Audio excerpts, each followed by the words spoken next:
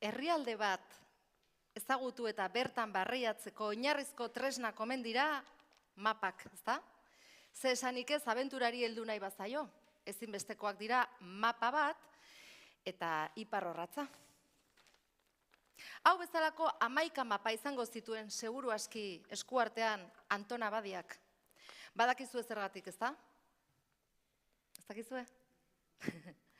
Anton Abadia euskarak eta euskal kulturak inoiz izan duen sustatzaile nagusia izateaz gain, hizkuntzalaria, zientzialaria, esploratzailea, geografoa, astronomoa eta kartografoa zelako. Munduaren 4 hegaletan ibili zen. Nilo ibaiaren iturburuaren bila, Brasilen lurraren magnetismoa aztertzen, eta pentsa, Etiopiako lehen kartografia modernoa ere garatu zuen. Herrialde oso bat, horri batera ekartzea ez alda txundigarria. Errealitatearen isla omen dira mapak, baina horrela alda. Nondik irakurtzen eta idazten dira, zer dago erdian eta zer ertzetan? Non dago iparra eta non hegoa? Zein hizkuntzatan mintzo dira mapak?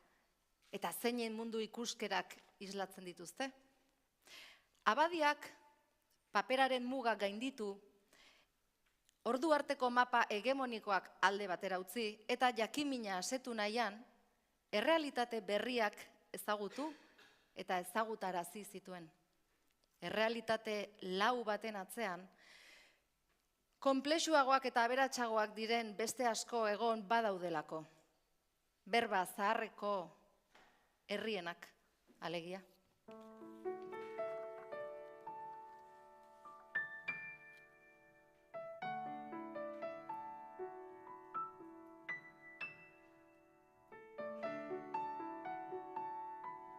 Abati. Haiku yandere teguete yoebai. Yanderu tumpa ome yandere mutera. Haeramoko jamboeteta. Yande bairamo. Abati reko jaikuabei. Abati ñañontu ube. Ipuruagui oemaera. Okwakwa. Ipot. Yauye. Hare oñemuña yanderami. Oyandu. Hare humano yanderami. Arañao. Oye. Yandeputepe. Yanderami retarami. Oye kowaira yandearetepe. Abati. Yandeguete yoeramo.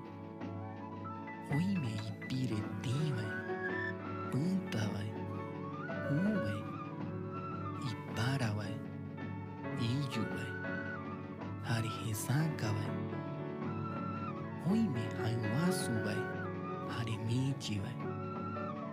Harijapuabai. Yandereterami. Oi. Han tantabai. Hare tantambaibai. Yandepuarami.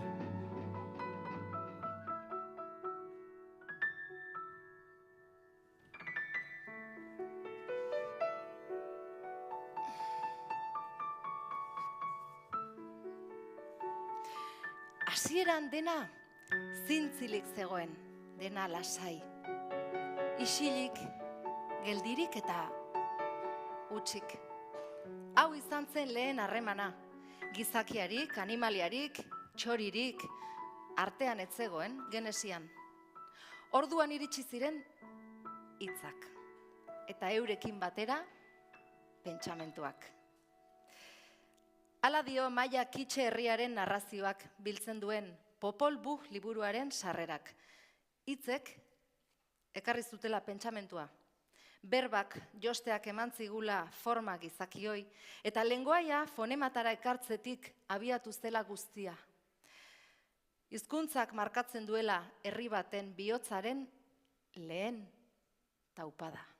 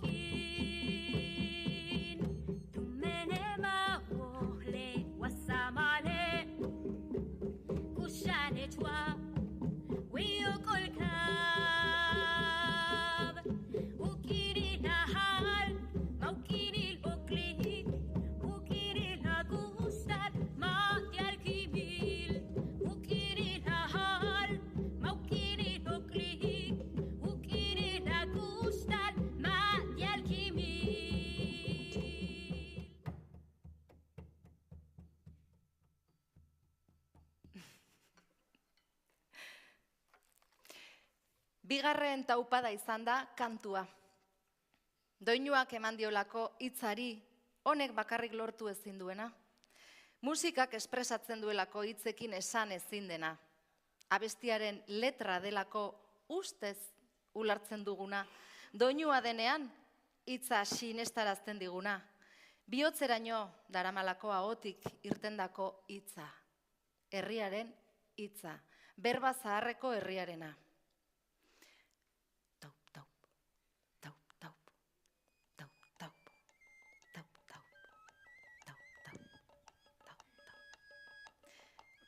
Bihotz bat,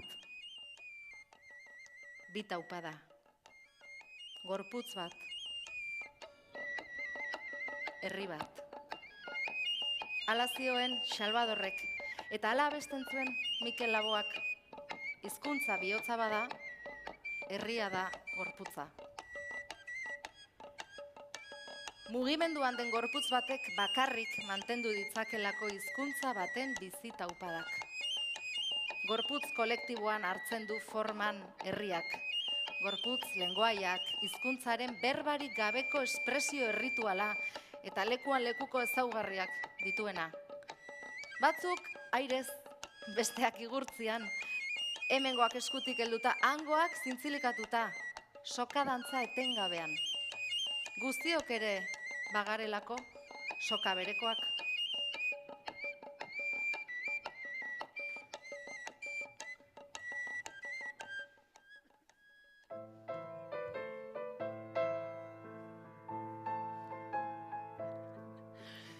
Iragan egun batez ostatu batean, bi lagun ari ziren eztabai batean, biak ziren euskaldun zintzoak ustean, hala ere ezin adi elkarren artean, entzuten egona naiz umore tristean.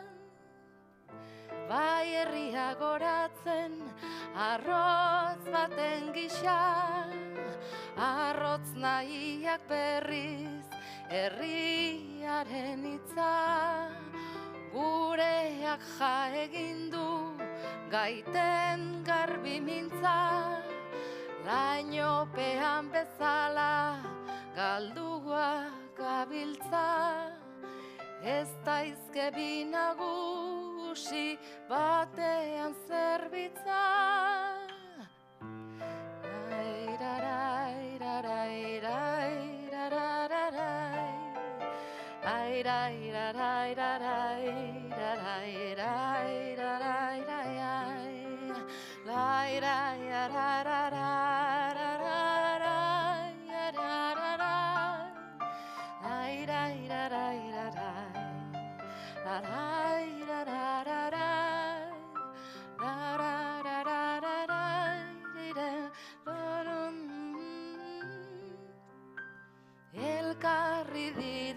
bakotz, bigizon jazarri, gauza bat bera dute, bipusketan zarri. Erakatsi nahi dut, nik puskak elkarri, gure hizkuntza eta gure Euskal Herri. Konparatzen baititut izate bateri, anai arrebak entzun enea hotxa, izate bat ez daike ez zurrutxez osa, herria da gorputza, hizkuntza bihotza, bertzetik berestean baitarik bakotxa, izate horrendako segurra hilotza.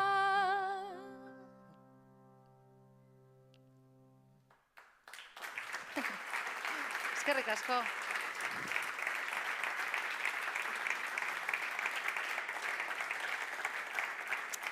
Eskerrik asko.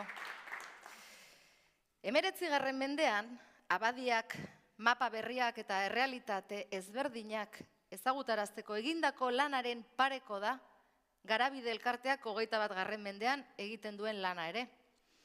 Euskal Herriak badu, herri bezala zer partekatu, euskararen biziberritze prozesuan duen eskarmentutik. Eta horretan dihardute gaur sarituak izango diren Garabide elkarteko lagunek. Esperientzia partekatzen, baina baita ematen ere, ez da Beñat, zatoz mesedez gure gonbidatuekin eta kontatu izaguzu, Asia Zeizaui, Arkaitz Zarraga eta Beñat Garaio aurrea.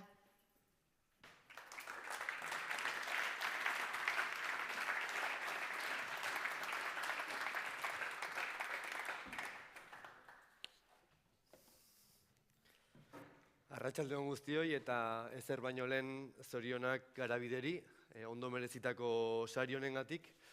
Seguruenik 1000 pertsonek edo agian gehiagok eman lezakete beraien testigantza, baina arrazoiren batengatik gu aukeratu gaituzte. Eta hurrengo minutuetan Garabiderekin dugun lotura eta hobeto esan da Garabidek guri eman diguna azaldu nahiko genizueke, eta guregan utzi duen aztarna, 4 galderei erantzunez. Ezer baino lehen, beraien edo gure aurkezpena egingo dut, nire ezkerretara, Asia Zeizaui daukagu, Amazik kultur mugimenduko kidea da, itzultzailea, helduen alfabetatzeko irakaslea, gaur egun doktoretza tesia egiten ari da, Jon Sarasuarekin batera, Tarifit hizkuntzaren biziberritze prozesua, euskararen biziberritze prozesuarekin alderatuz, eta bere garaian ere etorri zen Garabide kantolatutako ikastaldira, eta geroztik hementxe daukagu gaur egun arrasaten bizitzen, beraz egiozue kuku bat nahi zen behin. Gero bere ondoan Arkaitz Zarraga, Basauriko Udal Euskaltegiko irakaslea, UEUko glotodidaktika saileko kidea eta soziolinguistika sailburua, UEUn, Garabide eta munduko hizkuntza ondarearen UNESCO katedrakidea eta Ane Ortegarekin batera bikote bikaina osatzen duten Asaiu herriarekin izugarrizko lana egiten ari direlako beraiekin elkarlanean, beraien biziberritze prozesuan. Eta hauxe, eta ni berriz Beñat Garaio, doktorea, hezkuntza eleaniztunean, baita ere Garabide eta munduko hizkuntza ondarearen UNESCO katedrako kidea, eta gaur egun nire kabuzari naiz hainbat proiektutan hizkuntza biziberritzaren arloan eta hizkuntza lankidetzeari gauzkiolarik, Itzain Amintzo Gaztizko hizkuntza gutxituak ezagutzeko zikloan aritu nintzen, da gaur egun IGA hizkuntza gutxitutako hiztun gazteen topaketan, uztailan Gasteizen egingo dena. Hauxe, labur nortzu garen. Eta, kaixo Erkaitz, Azul, Asia. Prest daudete, sola esaldirako, etxean bezala. Lehenengo galdera, pixkat azaldu ondoren nortzuk garen, nortzuk zareten, jakin nahiko nuke edo, nola iritsi zineten zuek hizkuntza lankidetzara, eta Asia, zu hasi bazaitezke? Pues provengo, como ha dicho, a ver si me estoy molestando un poco. Barkatu. Soy de RIF, como ha dicho Beniat antes, y soy militante de mi lengua, profesora de alfabetización y también soy estudiante. Y mi profesor, se llama Mustafa, me comentó que podría venir aquí a Euskal Herria a recibir una formación sobre revitalización lingüística. Y pues fue así como tuve la suerte de venir aquí y a conocer a Garabide. Bueno, ni txikitatik Euskara izan da niretzako nire militantea izan naiz beti, txikitatik, baina 6 urtetatik. Txorian nintzela kantarekin hasi nintzen, nik uste dut, eta gerora, bueno, Euskal Filologia ikasten ari nintzela ezagutu nuen UNESCO katedra bazegoela hortik eta bazutela munduko beste hizkuntza batzuekin elkarlana eta hori zen ostra bezala bakarrak. Orduan beste norbait ere badabil hortik. Eta gero pixkat aurrerago, ez dakit ni Ane Ortegarekin hasi nintzen lanean eta bueno, hizkuntzaren irakaskuntzan. Eta ez dakit nik Ane edo Andoni Barrenak edo gonbidapena egin ziaten bazegoela aukera Kolonbiara joateko eta han biziberritze prozesu bat abian zegoela, gurea bezalakoa, eta orduan, bueno, izan zen holako ideia marabilloso batean murgiltzeko aukera, eta jakina baietz esan nuen, da arrezkero barruraino. Eta nire kasuan, nik lehen ez nuen arlo honetan lan egiten, baina erabaki nuen hizkuntzen biziberritzen aritu nahi nuela, eta nire tesiko eskertzetan jartzen du Garabideri eskerrak, zuei eskerrak iritsi naizelako onaino eta sartu naizelako hizkuntzen biziberritzean. Orduan, bueno, atzerrira joan nintzen hizkuntzen biziberritzeko masterra egitera, nahi nuelako nik oraindik endekin horri hizkuntza lankidetza esate zitzaiola, baina ara joan nintzen da mundu osoko klasekideak nituen, eta batean hasi pixka saltxeatzen eta hizkuntza gutxituen astea izeneko gozat antolatu genuen, eta goratzen naiz Garabidetaz orduan enteratu nintzela, esan nahi ze interesgarria, beltzean mintzo orduan ari ziren estrenatzen, eta nik lotxagabe idatzi nion Txema Barrategi, eta aizu Txema, egin dezakegu proiektzio bat, eta hori izan zen pixkat lotura Garabiderekin, eta geroztik hementxe gabiltzago hirurok hizkuntza lankidetzarekin, eta pixkat aipatu duzue Garabideren izena, baina pixkat gehiago sakontzeko eskatu nahi dizuet, zer da Garabide zuentzako eta zer eman dizue, eta oraingoan Arkaitz, zu hasten bazara. Bueno, zer da, niretzako da ideia marabilloso bat, ez? Ez dakit nork eukizuen, bueno, badakit nork eukizuen, eta izan zen, egia da, zerbait egin badugu euskaldunok, ez da sukaldaritza edo ez da horrelako kontuak, izan da biziberritzen egin dugun prozesua, ez? Eta hori partekatzea batetik, ideia izugarra iruditzen zait, jakinda guk bakarrik ezin dugula egin mundu honetan aurrera, ez? Beste txiki asko behar ditugula, ez? Eta gero, bestetik zer eman dit, talde izugarri bat ezagutzeko eta partaide sentitzeko aukera, baina eman dit desikasteko behar horretaz konturatzeko, eta gero askotan ispilu bat ere, bueno, Kolonbiara joan naiz, beste hizkuntza gutxitu batzuk ezagutzen ditut, eta horiek ispilu bat ere jarri digut, ez? Eta ispilu horri begiratzearen beharraz ohartarazi nau, eta, bueno, eta bidea luzea dela konturatzea ere, ez? Baina, ilusioz betetakoa, eta hori eman dit, ez da gutxi.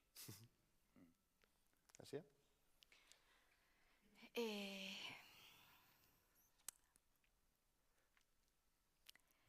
Pues Garabide, aparte de ser un equipo que trabaja duro, que tiene mucha pasión por lo que hace, que lo da todo por lo que es su lengua, su identidad y su cultura, son gente entrañable, son gente maravillosa, que, por ejemplo, con el Aditu en todo el mes han estado pendientes de nosotros, se preocupaban por nuestro bienestar. O sea, humanamente son gente maravillosa. Y ahora, pues, con las visitas a las que nos llevaban, fueron para mí personalmente reveladoras. Me he quedado con muchos proyectos en mente y para no enrollarme mucho, pues ahora mismo estoy haciendo una tesis sobre la revitalización de mi lengua, que es el Tarifit, cogiendo el euskera como ejemplo, con la dirección de Jon Sarasua.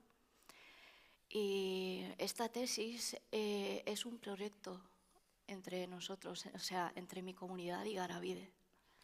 Es muy importante para mi comunidad, ya que estamos haciendo en la primera parte un diagnóstico sobre mi lengua, que nunca se ha hecho antes. O sea, es muy importante para mi comunidad, pero también es importante para Garabide, ya que geográficamente estamos muy cerca, pero nunca se ha trabajado tan de cerca en este ámbito. Así que sí, Garabide para mí ahora se ha convertido en una familia. Gauza asko esan dituzte eta ez nuke errepikatu nahiko, baina nire kasuan ere Garabide gauza asko dira, ez? Eta batzuk aipatzearren ezagutza eta harreman sare iturri aberatsa azpimarratu nahiko nuke, bide lagun hainbat proiektutan urte hauetan eta urrutira joan gabe orain igan beraien sostengua dugu, iparrorratza gauza askotan, ez? Filosofikoki, egiteko moduak, helburuak, eta nostalgiko jarrit eta markatzen badiazue, batzuetan pentsatu duzu, Euskal Herrian hainbat pertsonai garrantzitsu ditugu, ez? Eta hainbat proiektu, ez? Eta hauek joaten direnean zer, ez? Eta pixkat Garabiderekin sentsazio berdina daukat, ez? Gure inguruan luzaro eduki nahiko eta beharko genukeen zerbait da, eta albada betirako, ez? Hori posiblea bada. Eta pixkat tonoa aldatuz, Garabiderekin harremanetan gaudenok badakigu giro berezia dagoela, hasiak esan du jende maitagarria dagoela, ez? Eta momentu informal asko, ez? Hizkuntza lankidetzatik aparte. Eta horregatik galdetu nahiko nizueke, Garabiderekin lotutako anekdotaren bat edo, gogoratzen duzuen, nik bi ekarriko ditut labur-labur. Aditu eta ikastaldi amaierako festa horiek nahiko famatuak izaten dira, batzuk barrezkasi dira. Eta ez dut gogoan ze urte izan zen, baina gogoratuko duzu segurenik. Gaur egun ere ardura postu berdina daukan pertsona bati dantzatzeko eskatu ziotenekoa, eta bere dantza gaitasuna Euskal Herriei aurrean erakutsi zuenekoa, eta uste dut ekitaldi berdinean, hemen dagoen lagun bati, oilar bat eman ziotela holtza gainean, hori ere egia esan nahiko polita izan zen. Eta Garabideri eskerrak asko bidaiatu dugu, eta adibidez, Yucatanera joan nintzen, han oso lagun hon bat egin nuen, Garabideri eskerrak, koiok.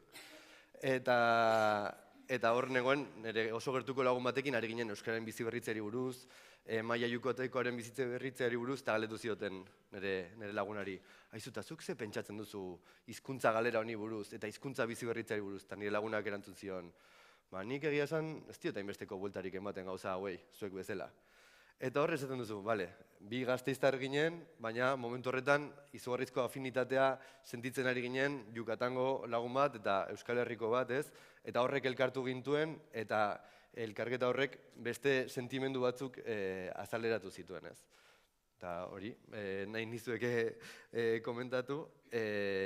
Hasia, uste dut, bazen nituela zuk anekdota batzuk? Bueno, muchas. Y os voy a contar una cosa muy graciosa. Una vez, un fin de semana, nos tocó subir a una montaña. Nos guió el señor Jon Sarasua. Estaba Iñaki, estaba Gachi. Bueno, subimos con toda la ilusión del mundo, bueno, llegamos y al regresar, pues otra vez el Jon Sarasua con sus aventuras nos hizo pasar por un pasadizo que al mirarlo me dio claustrofobia. Es que tengo claustrofobia, pero dijo, soy valiente, voy a pasar. Pasé, pero no conseguí salir, me atoré. o sea, estaba un poquito, tenía más volumen y me atoré y no podía salir. Estaba en auto estaba llorando de la risa y John me estaba mirando con una cara de susto. Y decía, hoy esta no sale, pero al final me sacaron. Así que una de las anécdotas extraescolares. Bueno, ni Kolonbiara joango naiz anekdota bat edo pare bat kontatzeko. Eta da, garabidek eman dian gauza handienetako bat izan daiteke beste izen bat eman didala, hau noizbait kontatu dut. Baina joan ginen, ni Kolonbiara heldu nintzenean, lehenengo hitz egin nuen taxista batekin ez nion ezer ulertzen, gaztelania zari zen, baina nik ez nion ezer ulertzen. Eta heldu ginenean Toribillora, da gure herria, lehenengo ikusi nuen neska txiki bat. Eta zen nion, ai, ¿cómo te llamas? Zen zian, pues yo me llamo Nuskihue. Wow, Nuskihue. ¿Y qué quiere decir? Pues quiere decir lluvia en la tierra, euría lurrean. ¿Y usted cómo se llama? Pues yo me llamo Arkaitz. ¿Y qué quiere decir? Pues piedra grande. Entonces usted es Kuetguala. Eta arrezkero Kuetguala naiz. Eta han Kuetguala naiz. Eta hori gauza handia da, beste ez? Eta gero beste behin guk denan erakusten zer zen, nola erakutsi adibidez, egin ditugu hizkuntza irakasteko hainbat programa bat egin dugu, eta ariketen artean zegoen arbola genealogiko bat erakusteko ama, aita, arreba, eta orduan ariketa zelan egin esplikatu genien, hau landu egin behar da eurekin, ez daude ohituta, eta halako batean, han zeuden ariketa egiten, eta etorri zitzaigun gizon bat esan zegoen, oiga, esto me parece muy bonito, pero ustedes no saben, pero para nosotros la familia no es así. Para nosotros la familia es así. Espiral. Eta orduan guk egin genuen konk, hau zuek landu behar duzue. Honek erakutsi zigun guri, gu zuriak gara, hemengoa gara, eta nahi eta nahi esartzen diegu hori, eta oso kontziente izan behar du gara guazenean, ezin dugula esku hori eraman, ez? Nolabait ere guk erakutsi behar diogu gurenera, baina eurek aplikatu behar dute, eurenera. Eta hori izan zen, eretzako oso argigarria. Eta uste dut, garabiden egin beten dugunaren irudi nahiko grafikoa dela, ez? Grafikoa inoiz ez hobet esan da, ez?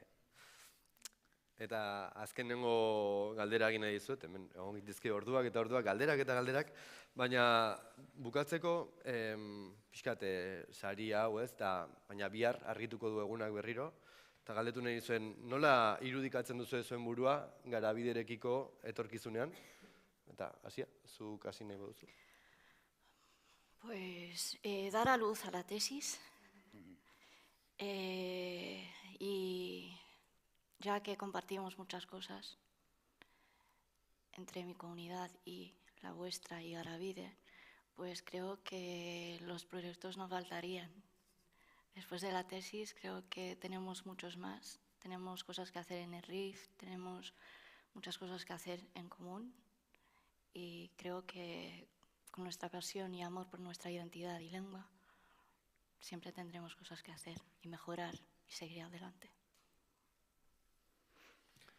Bueno, nik oraindik Kolonbiara aurten ere, joango gara Kolonbiara, baina Kolonbian egin duguna izan da A1, gutxi gara berako, A1 helduei erakusteko proiektua. Eta NASek ere esan dute proiektu hau, eurek egin dute batez ere, gurekin batera, baina eurek beste komunitateen eskura jarri dute, eurek hartu eta egokitu dezaten, eta bakoitza bere kulturara, bere ezaugarri linguistiko eta soziokulturetara egokitu, eta, denak aldi berean garatzeko, ez? Orduan hor, sare bat dago. Sare horretan jarraitzeko, pixka gehiago bidaiatzeko aukera badago, eta, taldean ere, ez dakit, elkarlanean jarraitzeko, ikasten jarraitzeko. Eta nik ere hortik tiratu nahiko nuke, inauteke azken aldian esatit, nahiko genuke kolaboratzaileekin, gertuago egon, beraiekin elkarlanean hainbat proiektu aurrera atera, eta egia esan, aurkitzen dugun formulan lortuko bagenu, Garabideren handik gertu egotea, hori guretzako ja izugarrizko plazerra da, ez? Eta askotan aditutako amaierako festetan animali eta naturaren metaforak erabiltzen dira, eta nik horrelako bat erabiliko dut, nahiz eta segurenik oso traketxa izango den, eta kosmobizio guztiak izerratuko dituan, baina pixka bat hizkuntza lankidetzari buruz hitz egiten da askotan, ez? Eta Garabidetik, eta ze garrantzitsua den, hau sustatzea, eta irudikatu dut, erle batzuk izango bagina bezala, ez? Eta haziak alde batetik, hizkuntza lankidetzaren haziak alde batetik bestera mugitzen, alba da jendea ziztatzen, han eta hemen, eta bitartean goxoa izan daiteken eztia ekoizten badugu, uste dut hori polita litzatekela etorkizunerako, ez. Bueno, egon gara prestatzen solasaldi hau, eta audio bidez hasieran koordinatu ginen, eta hasiak bidaldi zizkigun audio batzuk, oso emozionanteak, eta emozioi buruz ari garen ez, askotan esaten da, ze ohitura gutxi dugun emozioi buruz hitz egiteko, eta zeinen garrantzitsua den, ez. Eta hori ari gara egiten gaur, ez, hemen, Garabiderekiko maitasuna eta eskerrona adierazten, beraz, eskerrik asko benetan Garabide, egin duzuen lanarengatik eta guri pertsonalki utzitako aztarnarengatik, eta ibilbedi taldeak abesti batean dion bezala, eskerrak bideari eskerrak, eta bidean topatuko gara. Bueno, Tanemirt, amituzit. Eskerrik asko solasaldi honengatik, erkaitz. Ona etorri horretik luze egon gara, gelituko gainateke luze, baina pinganillotik esaten ari dira amaitu behar dugula. Egia esan pinganilloa berak bakarri darama, baina beraz eskerrik asko. Zai.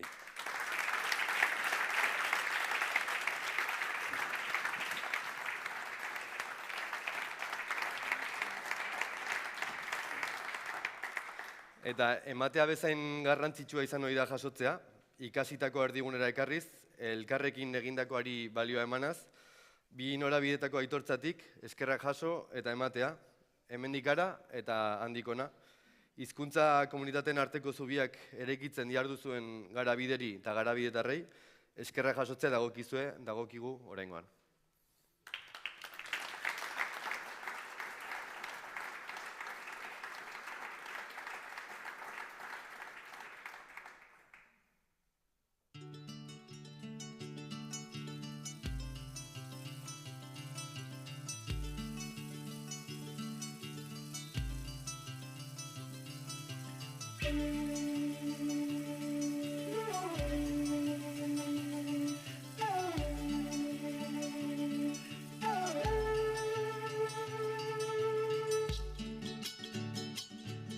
Garabirilja iza navadie de sushin, sejit fotas. Ima naja takapangichi Garabide hatun tandanakui.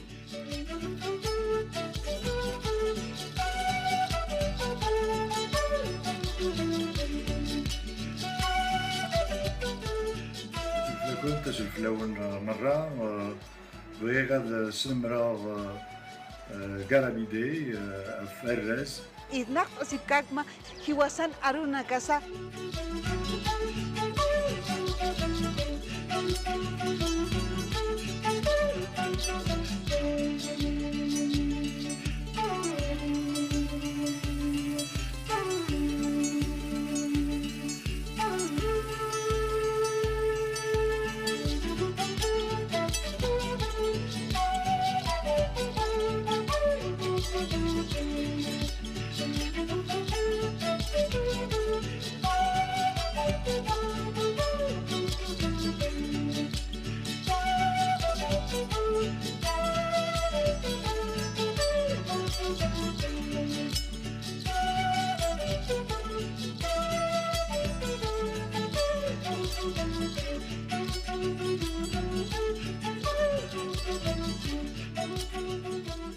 Makola titulakle et la kilobdi Garabide, yo sale no me ya kabetkesh. Mari po Garabide que che, ayun songo tatufa, mañemo wen taman que yuba fiel tu fachi songumu.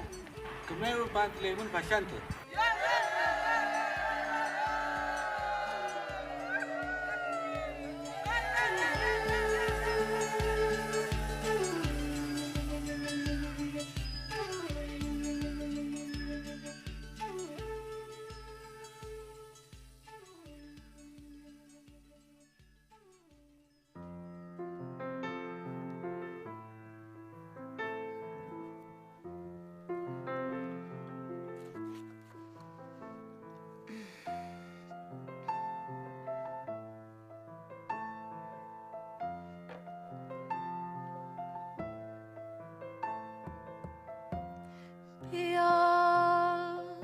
buztinezko bihotz, etxe txiki bat zara,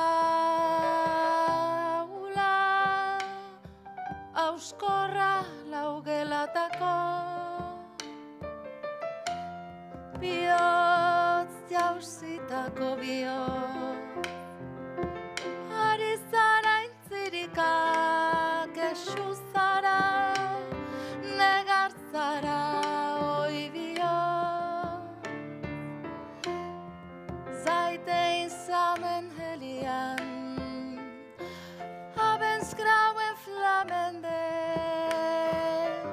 aitz ziniei, oi bihotz.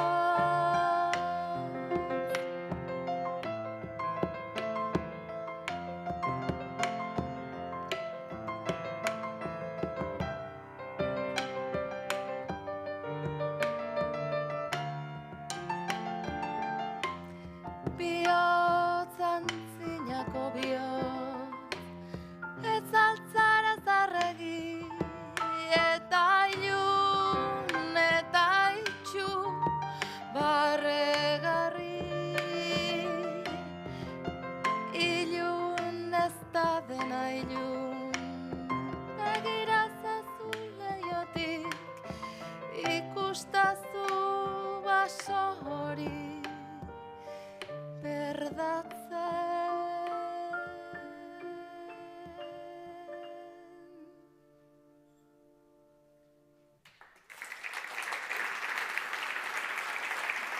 Eskerrik asko. Eskerrik asko. Euskararen biziberritze prozesuak aurrera pauso nabarmenak izan ditu azken mende erdian. Hizkuntza gutxituak dituzten beste komunitatentzako erreferente bihurtzeraino. Ibilbide honetan, metatutako esperientziatik abiatuta, Garabide elkarteak lankidetzaren alorrean munduko hizkuntza gutxituen biziberritze prozesuak bultzatzen ditu. Lankidetzazko eredu berri bat Euskararen komunitatetik erakusteko eta beste komunitateen jarrera eta bizipenetatik ikasteko. Horregatik guztiagatik jasoko du Garabideren izenean Iñaki Martínez de Luna elkarteko presidenteak Abadia saria Gipuzkoako diputatu nagusi Markel Olano Arreseren eskutik. Aurrera mesedez.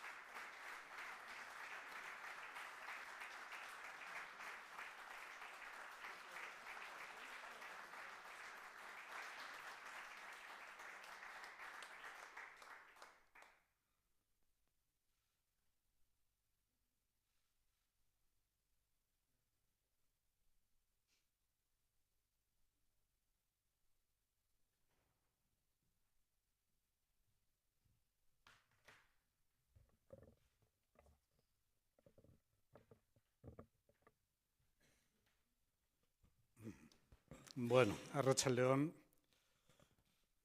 zer esanik ez, eskertuta gaudela sari hau emateagatik, oso eskertuta. Eta aldi berean gaizki sentitzen naiz. Gaizki sentitzen naiz, segurazko saria jasotzeko meriturik txikiena duena ni neu naizelako. Hemen dago Jon, eta Jon izan da eta da proiektu honen zutabe nagusia. Garai batean ezinbestekoa. Gaur egun lantaldeari esker, kolaboratzaileen sarea ere esker, ja ardurak eta banatzen hasi dira, partekatzen hasi dira, orduan gaur egun meritua ere partekatua da.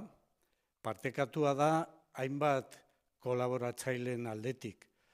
Erakundeak izan, partikularrak izan, militanteak izan, pertsona eskuzabala izan, Eta horiek guztiak osatzen dute oso sare polita. Sare horrek dauka meritu osoa sari hau eramateko.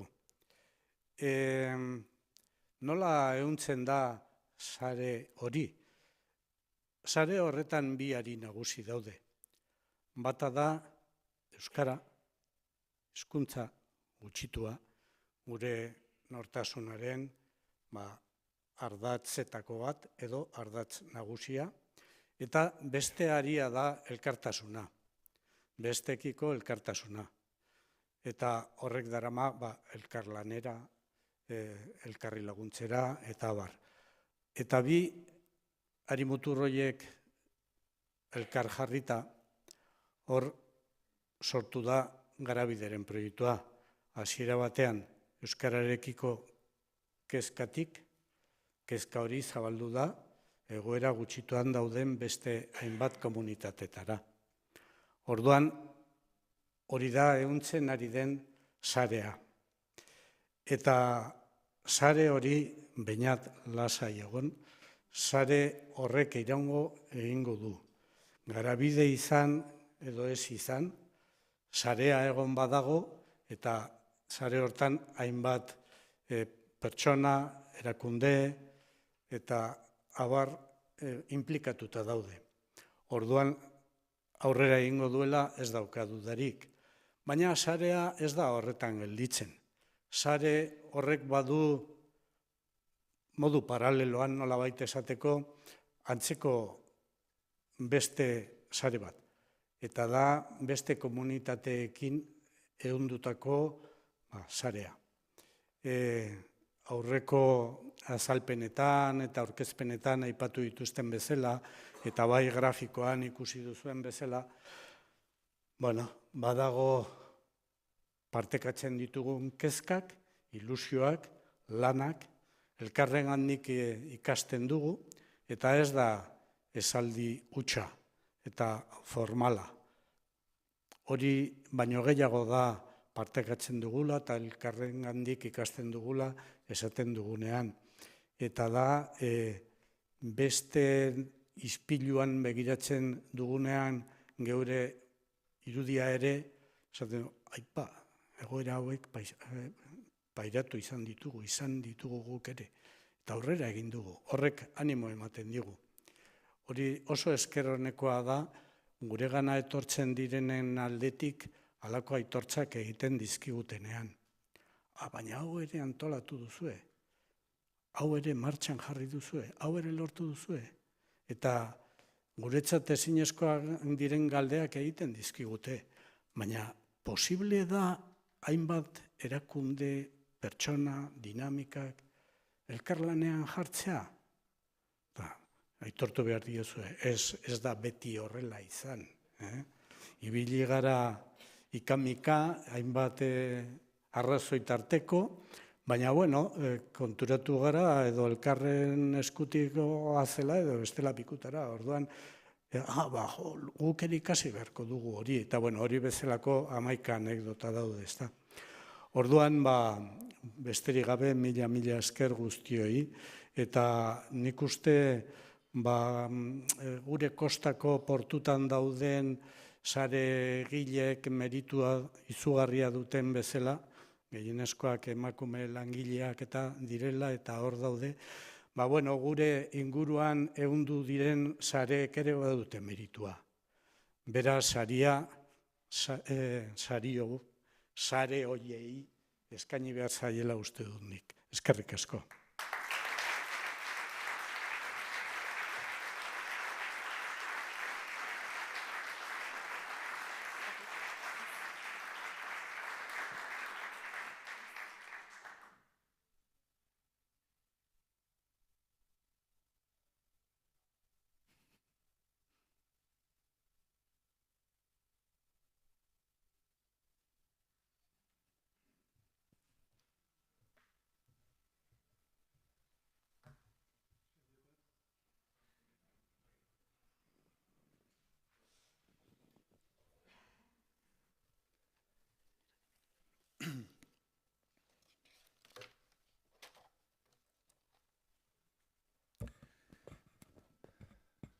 Garabide elkarteko kideak, herri erakundetako eta euskaldintzako ordezkariak, lagunak, arratsalde on.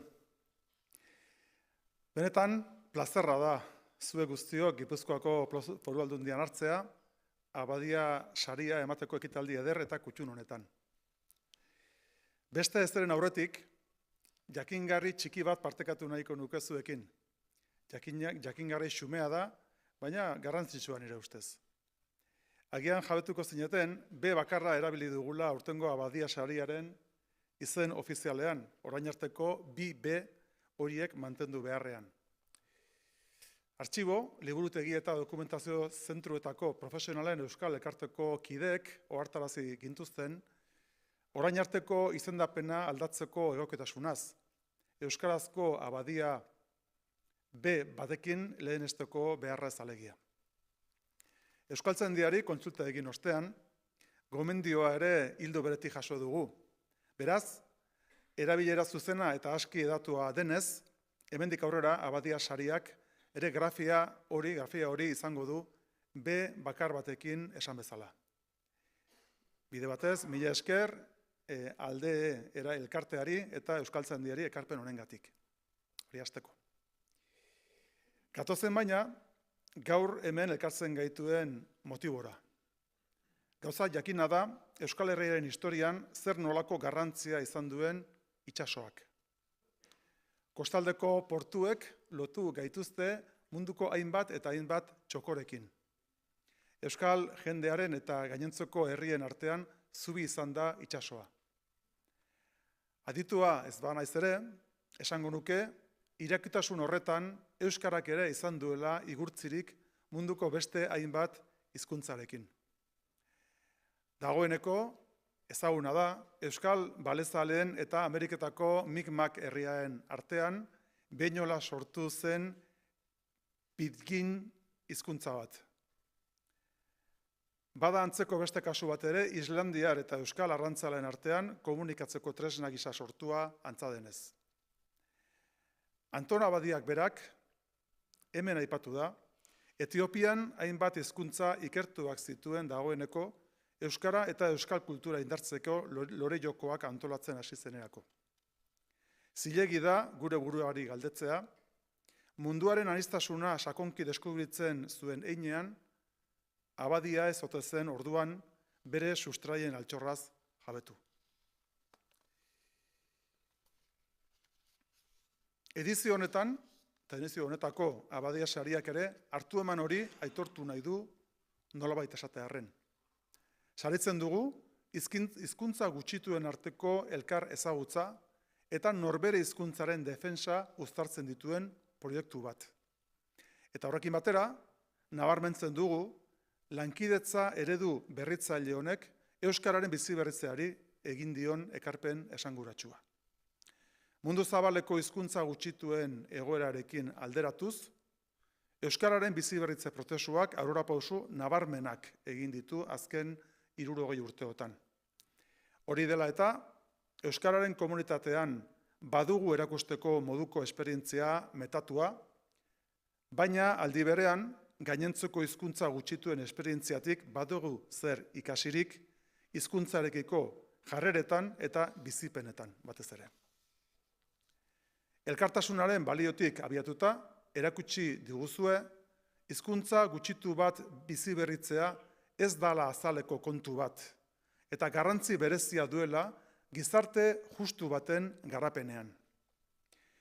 Hizkuntza eta kultura minorizatuen biziberritze prozesuek izan ere, zuzenean zerikusia dute jasangarritasunaren, giza eskubideen, emakume eta gizonen arteko berdintasunaren eta ekitatearen aldeko ikuspegiarekin.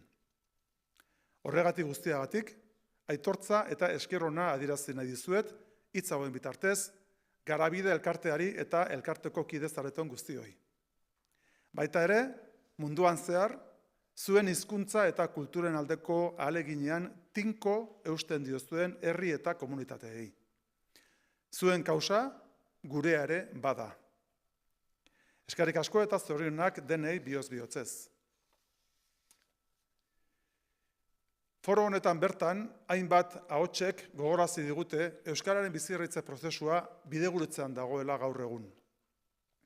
Hizkuntzaren erabilera moteltzen ari delako batik bat.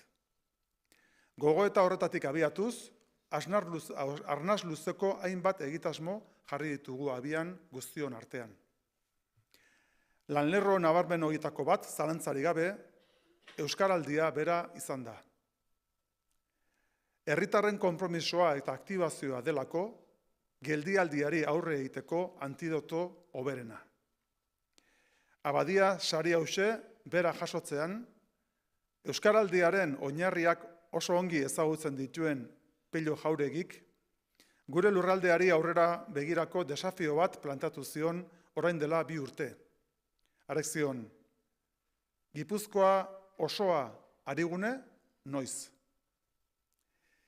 Azken urteotan izandako esperientziari erreparatuz, hain zuzen ere, jabetu gara ariguneen ahalmen eraldatzaileaz. Potentzial handia dutela alegia, euskararen erabileran aurrerapauso praktiko eta eraginkorrak emateko garaian. Laburbilduz, bakoitzaren erabilera hautuak errespetatuz, euskara erabiltzeko hautu kolektibo bati bide egingarri bat ematen diotelako. Bide horretan, gaurko parada probestu nahi nuke, Pellok plazaratutako desafiotik ekinez, emandako aurrerapausoak zuekin partekatzeko. Batetik, aldundia arigune bilakatzeko prozesua abiarazi dugu dagoeneko. Euskaraldiaren 2 edizioetan pilatutako jakintzari helduz, pixkanaka, baina geldialdirik gabe, norabide horretan pausoak ematen jarraitzeko determinazioa dugu. Langileen esperientzia jasotzeko egin dugun ikerketa batek markatuko digu, helburu horrekin aurrera egiteko hurrengo pausoen neurria eta moldea. Bestetik, Badalab hizkuntza berrikuntzarako laborategiaren baitan, Gipuzkoa arigune bulegoa sortu dugu. Alegin partekatu horretan, pauso berriak definitu eta bide horri bat marrazten joatea dugu helburu. Gai horretan ere, erakunde publikook ardura berezia dugu, baina behar dugu zalantzari gabe, gizarte osoaren konpromisoa eta nola ez, euskalgintzaren ezagutza, lankidetza eta auspoa. Gerora begira ere, elkarlanari eutsi eta jarrai dezagun urrats gehiago ematen, urrats berritzaileak elkarrekin diseinatzen. Pauso batek hurrengo ekarri dezan eta urrats horiek gero eta biziagoak izan daitezen. Garabide elkartearena bezalako elkarlan ereduei jarraituz, ziur nago lortuko dugula gure herriaren eta gure hizkuntzaren geroa bermatzea.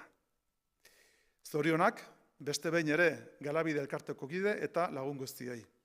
Mila esker.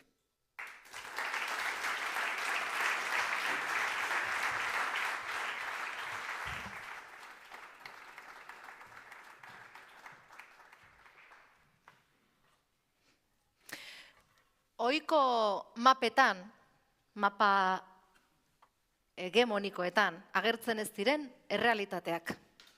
Hizkuntza zaharren doinuen oihartzunak, herriak eta gorputzak, hizkuntzak eta bihotzak, eskertzak eta aitortzak, transmisioaren eta irautearen erronkak. Gaur egin dugun bidaiak irakatsi digu, mapatik haratago errealitateak egon badirela. Arretaz begiratu besterik ez dagoela. Kirmen Uribek zioen munduari begiratzeko moduak daudela. Eta behar bada gurea, zaharregia eta txikiaegia izan daitekeela. Hala ere, euskararen biziberritzearen bideak bestelakorik dio. Beste herri batzuentzako bagarela, erreferente. Ezina ekinez egiten dela, mugimenduan gaudela eta mugimenduan garela. Maparen 4 hegaletako herriok koordenada bertsuetan mugitu gaitezkeela. Azken batean, herrien arteko eta belaunaldien arteko sokaztu biak egiteko ari horiek lotzea da Garabideren lana. Antzinaroko hizkuntzak orainaldi direlako, eta batez ere, etorkizun. Eskerrik asko eta hurren arte.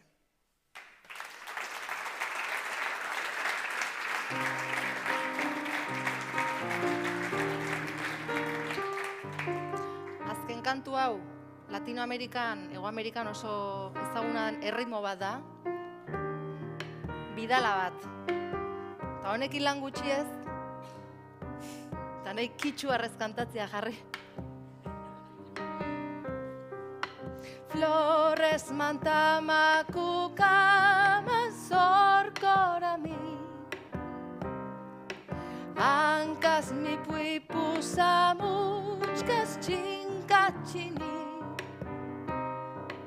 Chus yachani chus, mai pichus chinkachini, Flores pichus, Mako pichus, Pintos pichus, Jumis pichus, Chus, Yachani chus, Mai pichus, Chinkachini.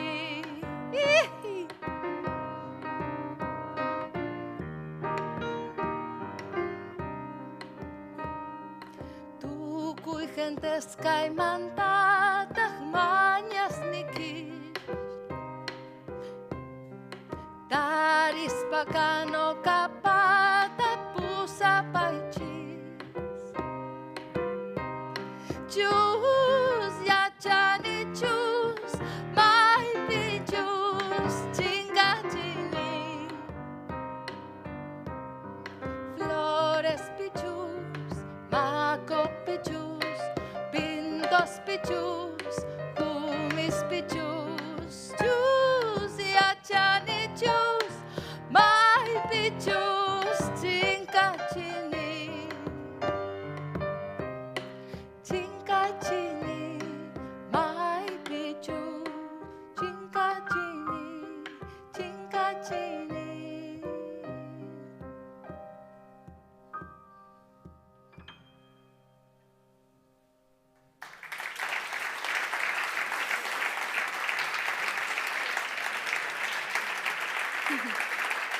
Eskerrik asko. Eskerrik asko.